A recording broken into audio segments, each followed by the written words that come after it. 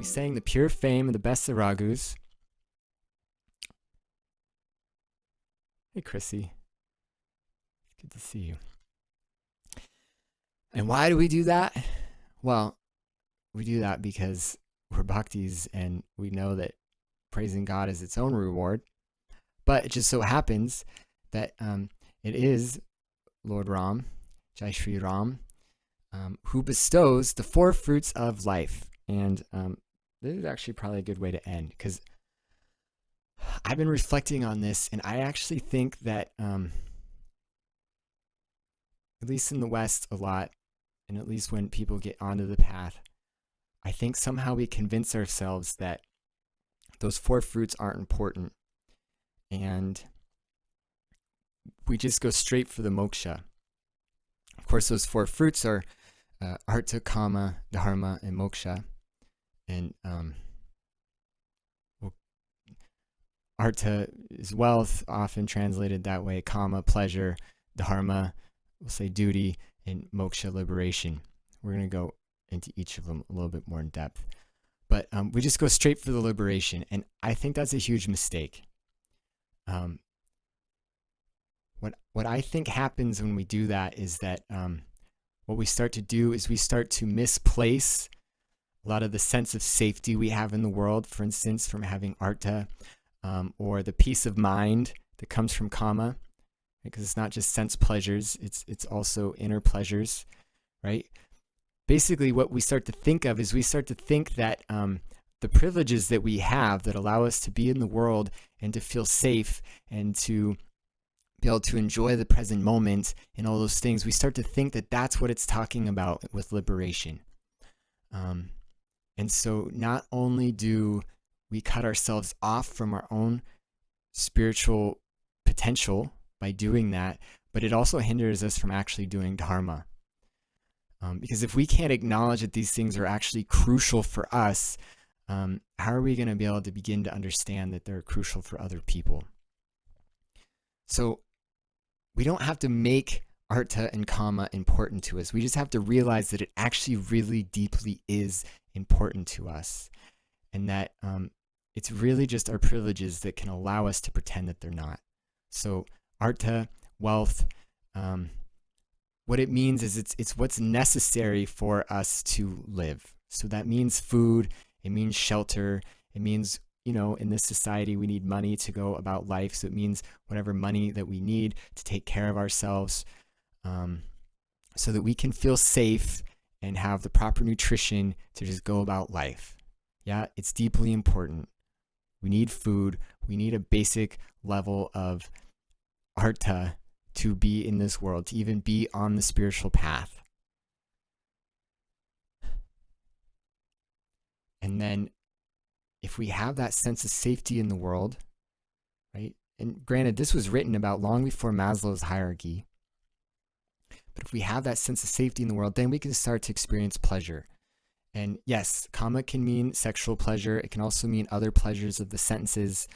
It also just means the simple joys of life, like the pleasure we feel when we see a baby smile or laugh, or just being in the present moment with good friends, or aesthetic beauty, appreciating aesthetic beauty. That's also a type of kama, right? Appreciating art.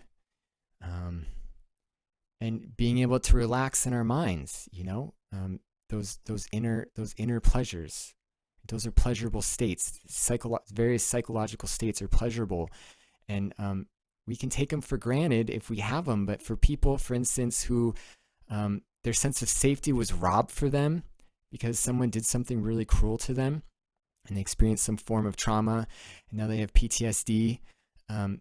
It's harder, right? It's harder to experience pleasure when your sense of safety has been ripped away.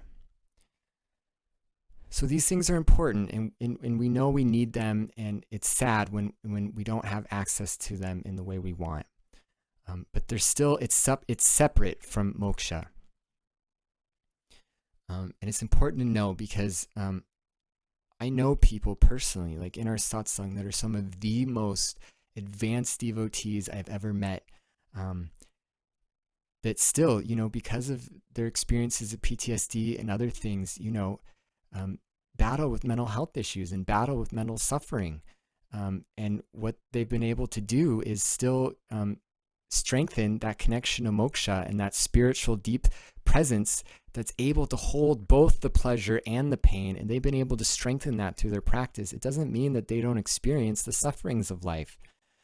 If we're poor, if we're experiencing oppression, if our safety's been robbed from us, man, that's suffering, and that sucks, you know? So moksha is not that. And it's important to know this, and it's important to know that it's important, because that's where we get to dharma.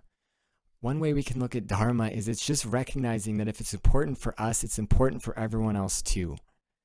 And so when we realize that not everyone has it, then we realize that we have a duty, we have a responsibility to do something about that. If people in our spiritual communities aren't feeling safe, maybe we need to get rid of this notion of individualism that says it's their fault. It's like it's their job to make themselves feel safe. Maybe we need to recognize that actually, like, we play a role in that. Maybe we can take steps to make sure that we're actually creating safe environments.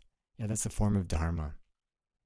Dharma, of course, can be translated as duty. Sometimes it's translated as religion. Sometimes it's translated as like cosmic law, the harmony of the universe. Sometimes it's translated more as like the way things are. And it actually means all those things, and that's why it's better to leave it untranslated as dharma. But the best translation that has ever been shared with me, the one that really just sunk it in, this person, Keshav Kishore Sharan, he's the head of the Braj Mandir in Holbrook, Massachusetts. He said, dharma means relationship. It means relationship. I think we have a really hard time with that, especially in the United States, especially in this day and age, because we really come from an individualistic perspective. We feel like we're separate from each other, and we feel like we're separate from nature. Dharma means that we're actually related to all of it, right? It's interdependence. It means that we're related to God. It means we're related to the laws of the universe. It means we're related to each other, that we're in relationship with all these different things. And the duty of dharma is to walk in the world as if all those relationships matter, to put care in all those relationships, right? And where we have blind spots, where we see that we're not actually acting like these relationships matter, that's where our dharma lies, to strengthen that. We're already related to everything, but we just need to stop pretending that we're not.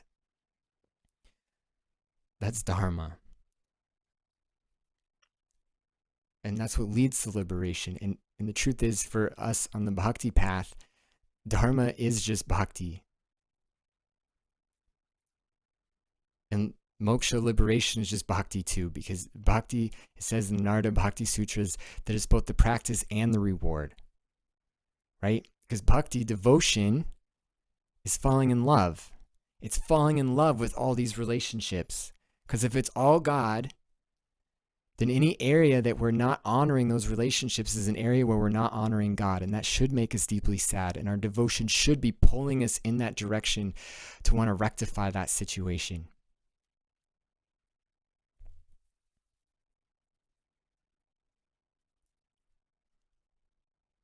So we practice love so that we can get more love. Moksha is just that fulfillment of love. It's parama prem. It's what Ram Dass showed me is real. It's when love becomes the only thing that matters to us.